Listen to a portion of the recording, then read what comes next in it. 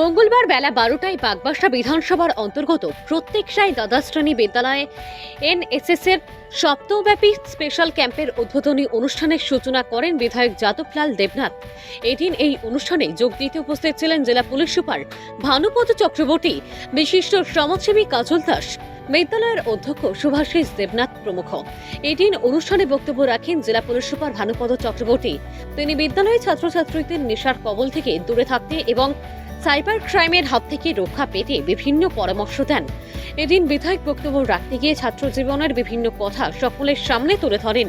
তিনি বলেন, ছাত্র জীবনে তিনিও এনএসএস এ যুক্ত ছিলেন এবং অনেক বন্ধুদের নিয়ে সমাজসেবামূলক কাজ করেছেন তিনি। এদিন এনএসএস এর সপ্তাহব্যাপী স্পেশাল ক্যাম্পে রক্তদানে অংশগ্রহণ করেন। তিনি জানিয়েছেন, এখনো পর্যন্ত তিনি 49 বার রক্তদান করেছেন। এবার জীবনের 50তম দান করে তিনি রক্তদান থেকে বিরত নিচ্ছেন।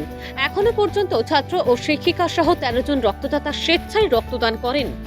ভানুচন্দ্রের report, Assam crime network. Indira Gandhi দেশে ইমার্জেন্সি জারি করেছিল। বিরোধী রাজনৈতিক দলে যারা ছিলেন ওই সময় একটা বড় অংশকে তারা জেলখানায় পাঠিয়ে দিয়েছিল।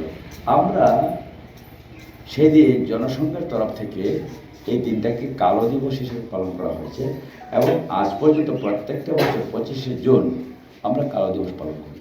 তো আজকে অনেক প্রোগ্রাম আছে। আমি গর্ববোধ করি যে এই শ্যামাপ্রসাদ মুখার্জির পক্ষকালব্যাপী যে কর্মসূচি আমাদের, এই কর্মসূচির প্রথম অঙ্গ হিসেবে আমরা ওনার প্রতি শ্রদ্ধাঞ্জলি জ্ঞাপন করেছি। আমার সৌভাগ্য হয় এই 23 তারিখ প্রত্যেক রায় কমিউনিটি হলে আমার বিধানসভা এলাকায় 679 জন ছাত্রছাত্রীকে আমার সংবর্ধনা দেওয়ার সৌভাগ্য হয়।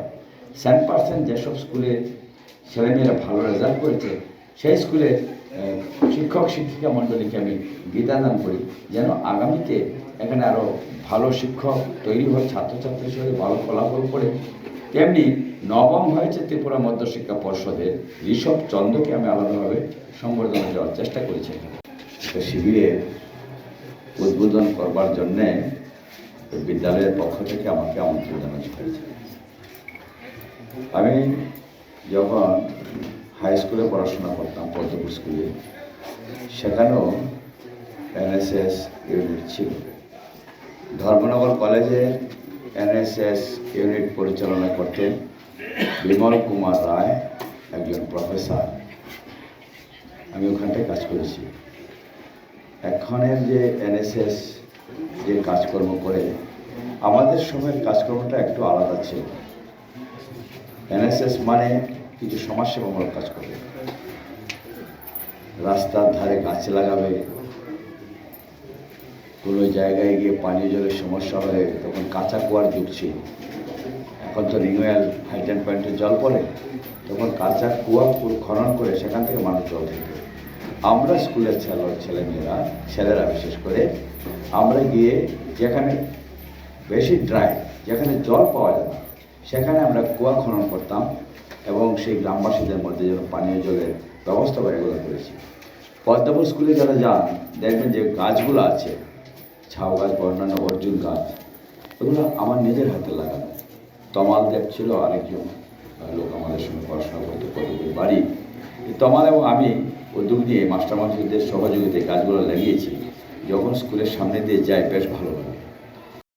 আমি বিভিন্ন এনএসএস স্পেশাল ক্যাম্পে দিয়েছি, অনেক আলোচনা করেছি, কিন্তু আগের যে আলোচনা আর আজকের আলোচনা বা এখনকার আলোচনাগুলি একটু চেঞ্জ হয়ে গেছে।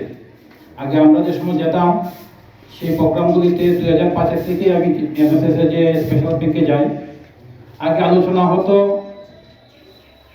ইউর উপর, পণপ্রথার উপর, তারপর আলোচনা হতো যে ধূমপানের উপর। এখনের যে আলোচনা সেগুলি সম্পূর্ণভাবে চেঞ্জ হয়ে গেছে। সামনের দিনে কি আছে ভগবান জানে।